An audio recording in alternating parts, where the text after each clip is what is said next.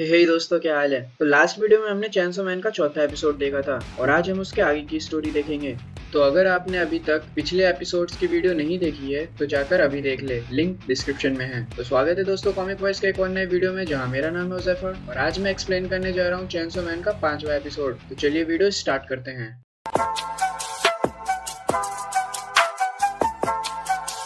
Last video में हमने देखा था कि डेंजी जब टॉयलेट साफ कर रहा होता है तब पावर वहां आ जाती है और उसे अपना ड्रीम पूरा करने के लिए कहती है। तो अब आगे डेंजी पावर के बूब्स दबाता है और उसे थोड़ा अजीब सा फील होता है और तभी पावर का ब्रेस्ट पैड गिर जाता है। तो डेंजी उससे कहता है ये क्या चीज है। तो पावर उसे बताती है कि ये ब्रेस्ट पैड है और इसे ब्रेस्ट साइज बड़ा दिखाने के लिए यूज करते हैं। डेंजी थोड़ा हैरान हो जाता है। आगे पावर कहती है कि जल्दी करो, 2 और बचे हैं। डेंजी उन्हें फिर 2 बार और दबाता है और पावर फिर उठकर कहती है कि चलो अब हमारा हिसाब बराबर हो गया, तुम्हें मजा आया ना, तुम बड़े किस्मत वाले हो। और ऐसा कहकर वो वहाँ से चली जाती है। डेंजी बेचारा सोच में पड़ जाता है और सोचने लगता है कि बस इतना ही, मुझे तो कुछ फील ही नहीं हुआ। अगले कुछ दिनों तक डेंजी ऐसे ही रहता है और फिर एक दिन माकिमा उसे कुछ पेपर वर्क्स करने के लिए हेडक्वार्टर बुलाती है। माकिमा डेंजी से पूछती है कि तुम इतने चुपचाप क्यों हो। तो डेंजी उसे बताता है कि जिस सपने के पीछे मैं इतने दिनों से पड़ा था वो पूरा हो गया, पर मुझे बिल्कुल भी मजा नहीं आया। तो अगर मैं फ्यूचर में कोई गोल सेट करता हूँ तो क्या वो तब तक ही मजेदार रहेगा जब तक मैं उसे हासिल करने के लिए उसके पीछे लगा रहूंगा।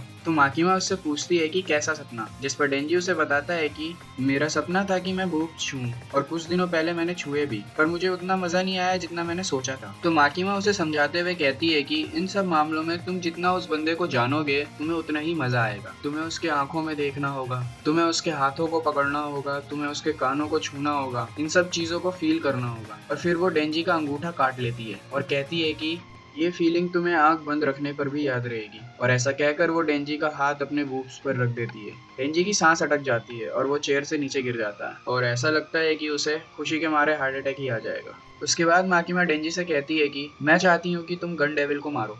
गन डेविल एक बहुत ही खतरनाक डेविल है और वो लास्ट टाइम 13 साल पहले अमेरिका में दिखा था और अभी उसकी एग्जैक्ट लोकेशन कोई नहीं जानता। माकिमा आगे कहती है कि सभी हंटर उसे मारने की कोशिश कर रहे हैं, पर मुझे लगता है कि सिर्फ तुम ही उसे मार सकते हो क्योंकि तुम बाकी डेविल हंटर्स से अलग हो। और अगर तुमने उसे मार दिया तो मैं पर्सनली तुम्हारी एक विश पूरी करूंगी, कोई सी भी विश। जिस पर डेंजी कहता है कि कोई सी भी विश यानी सेक्स भी। तो माकिमा कहती है कि हाँ, कुछ भी। डेंजी कहता है क्या ये अलाउड है। जिस पर माकिमा कहती है ये अलाउड तो नहीं है, पर क्योंकि ये काम इतना खतरनाक है तो मैं तुम्हें तुम्हारा मनचाहा इनाम तो दे ही सकती हूँ। फिर आगे माकिमा कहती है कि पहले लोग डेविल से बचने के लिए गन्स रखते थे, जिसके बाद वायलेंस बढ़ने लगा और सब लोग सबसे ज्यादा गन से डरने लगे। और फिर एक दिन अमेरिका में एक हमला हुआ और उसी दिन गन डेविल पहली बार दिखा था। फिर हम पास्ट में हुए एक इंसिडेंट को देखते हैं। यहाँ तायो नाम का एक बच्चा होता है जो कि बीमार होता है और उसके पेरेंट्स उसकी देखभाल कर रहे होते हैं। तभी वहाँ तायो का बड़ा भाई आ जाता है और अपने डैड से कहता है कि चलो बाहर कैच कैच खेलें। तो उसके पापा उससे बोलते हैं कि नहीं, तायो की तबीयत ठीक नहीं है, अभी मैं नहीं आ सकता। तो वो लड़का बोलता है कि तायो की तबीयत कब खराब नहीं होती, ये तो हमेशा ही बीमार पड़ा रहता है। तो उसकी माँ कहती है बेटा तुम अकेले जाके क्यों नहीं खेल लेते। तो तायो बोलता है कि रुको, मैं चलता हूँ। फिर तायो उठकर उसके पीछे पीछे जाने लगता है। उसका भाई बोलता है कि मेरे पीछे मत आओ, मैं अकेले खेल लूंगा। और ऐसा कहकर वो तायो पर स्नोबॉल फेंकता है। तायो भी उस पर स्नोबॉल फेंकता है। फिर वो दोनों स्नो से खेलने लगते हैं। तायो का भाई बोलता है कि अगर तुम ऐसे ही खेलते रहे तो तुम्हें ठंड लग जाएगी और इसके लिए मुझे डांट पड़ेगी, तो जाओ जाकर ग्लव्स पहन कर आओ। फिर तायो ग्लव्स पहनने के लिए घर जाता है। तभी अचानक तायो के साथ उसका पूरा घर उड़ जाता है और सिर्फ उसका भाई ही बच पाता है क्योंकि वो घर के बाहर था। और तायो का बड़ा भाई और कोई नहीं, अपना आकी ही होता है। माकिमा डेंजी को बताती है कि ये काम गन डेविल का था और सिर्फ 5 मिनट में ही 12 लाख लोग मारे गए, जिसके बाद लोगों में डेविल्स का खौफ बढ़ गया और डेविल और भी ज्यादा ताकतवर होने लगे। गवर्नमेंट ने गन्स पर काफी रोक लगा दी ताकि गन डेविल कमजोर हो जाए। डेंजी कहता है कि मैं उस डेविल को खत्म कर दूंगा, पर हम उसे ढूंढेंगे कैसे। तो माकिमा उसे गन डेविल के कुछ पीसेस दिखाती है जो कि उन्होंने बड़ी मुश्किल से ढूंढा था। माकिमा बताती है कि इन पीसेस को अगर कोई नॉर्मल डेविल खा ले तो वो बहुत ताकतवर हो जाता है और साथ ही ये पीसेस मैग्नेट की तरह काम करते हैं और एक दूसरे को अपनी तरफ अट्रैक्ट करते हैं। तो अगर हमने बहुत सारे पीसेस कलेक्ट कर लिए तो हम इनकी मदद से गन डेविल की ओरिजिनल बॉडी को भी लोकेट कर सकते हैं।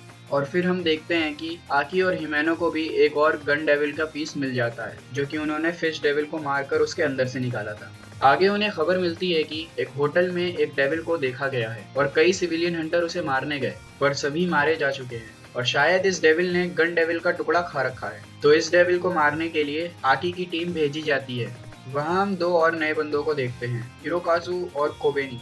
आकी कहता है कि ये डेविल होटल के अंदर है और इसने गन डेविल का टुकड़ा खा रखा है। तो डेंजी कहता है कि क्या पता यही गन डेविल हो, जिस पर आकी कहता है कि अगर ऐसा होता तो इस टुकड़े में अट्रैक्शन ज्यादा होता। फिर पावर और डेंजी बकवास करने लगते हैं। तो आकी उन्हें बबल गम देते हुए कहता है कि मैंने तुम्हें मैनर्स में रहने के लिए कहा था ना, जिसके बाद वो दोनों शांत हो जाते हैं। हिरोकाजु आकी से कहता है कि क्या हम इन पर भरोसा कर सकते हैं, क्योंकि एक इनमें से फील्ड है और एक किसी किस्म का गधा। तो आकी उससे बोलता है कि इन्हें डेविल से लड़ना होगा और अगर इन्होंने भागने की कोशिश की तो हम इन्हें वहीं पर मार देंगे। तो पावर और डेंजी आपस में बात करते हुए कहते हैं कि लगता है ये सुबह वाले मजाक से अभी भी गुस्सा है, जिस पर आकी चिल्लाकर कहता है कि वो कोई मजाक नहीं था। हिमैनो कहती है कि रहने दो, इतना गुस्सा मत करो। फिर डेंजी कहता है कि मुझे तो बैड डेविल को मारने का कोई इनाम भी नहीं मिला और कोई छुट्टी भी नहीं मिली। तो हिमैनो कहती है अच्छा ठीक है, जिसने भी इस डेविल को मारा मैं उसके गालों पर किस करूंगी। डेंजी ये सुनकर थोड़ा एक्साइटेड हो जाता है, पर फिर उसे माकी माकी याद आती है और वो कहता है कि छोड़ो ये सब बातें, वैसे भी मैंने अपना किस किसी खास के लिए बचा कर रखा है और बस एक बार ये गन डेविल मर जाए फिर तो मुझे वैसे भी बहुत कुछ मिल जाएगा। समझ रहे हो? समझ रहे हो आप? समझ रहे हो ना? और वैसे भी इन सब चीजों में मजा तभी आता है जब दोनों एक दूसरे को अच्छे तरीके से जानते हो। और मैं तो तुम्हारा नाम भी नहीं जानता। इस पर हिमैनो कहती है कि अच्छा ऐसी बात है, तो ठीक है, अगर तुमने उस डेविल को मारा तो मैं तुम्हें होठों पे किस करूंगी। ये सुनकर डेंजी होटल में भाग कर जाता है और हिमैनो हंसते हुए कहती है कि मुझे लड़कों को छेड़ने में बहुत मजा आता है। हिरोकाजु डेंजी के पीछे जाता है और उसे रोकने की कोशिश करते हुए कहता है कि अकेले मत जाओ, अकेले जाना खतरनाक हो सकता है। डेंजी उसकी बात नहीं सुनता और भागते ही जाता है। हिरोकाजु उसे टक्कर मारकर दीवार में घुसा देता है और उससे कहता है कि हिमैनो मुझे पिछले 6 महीने से ट्रेन कर रही है और मैं उसका किस ऐसे ही किसी को लेने नहीं दूंगा, वो किस तो मैं ही लूंगा अपने गालों पर। पावर और कोबेनी भी उनकी लड़ाई में शामिल हो जाते हैं। आकी हिमैनो से कहता है कि ये नई टीम उसके किसी काम की है भी या नहीं। हिमैनो उससे कहती है कि हिरोकाजु स्ट्रॉन्ग नहीं है बट वो मोटिवेटेड है, कोबेनी के पास स्किल्स हैं पर वो डरपोक है। आकी बोलता है कि मुझे तो लगता है कि ये 1 साल में ही मारे जाएंगे या तो क्विट कर देंगे। जिस पर हिमैनो कहती है कि अच्छा ऐसा है तो तुम मरने की कोशिश मत करना। फिर हम एक और फ्लैशबैक देखते हैं जहाँ हिमैनो एक कब्र पर खड़ी होती है। वहाँ हिमैनो का सीनियर उसके नए पार्टनर से उसे मिलवाने लाया था और वो आकी होता है। हिमैनो आकी से पूछती है कि वो किसी काम का भी है या नहीं, क्योंकि पहले ही उसने 6 पार्टनर्स गवा चुके हैं क्योंकि वो किसी काम के नहीं थे और वो नहीं चाहती कि आकी का भी यही हाल हो।